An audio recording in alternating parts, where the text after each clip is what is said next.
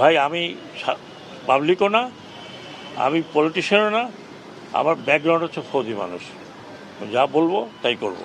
আমি কোনো স্ট্রেঞ্জ লোক না, আমি কোনো পলিটিশিয়ান না, আমি যা বলবো তাই করব, করার চেষ্টা করব।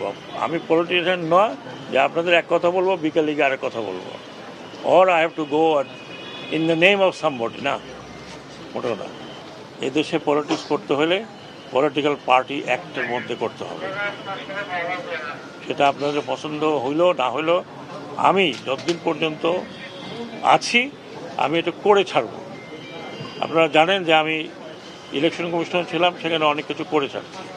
পলিটিক্যাল পার্টি অ্যাক্টের মধ্যে যদি থাকেন পলিটিক্স করতে পারবেন, না পারলে পারবেন না, সোজা কথা। এই রকম মানে আপনারা ডিক্টেটোরিয়াল জায়গায় চলে যাবেন, সেটা হবে না। আরেকটি মেসেজ আমি দিচ্ছি সব পলিটিক্যাল পার্টির জন্য,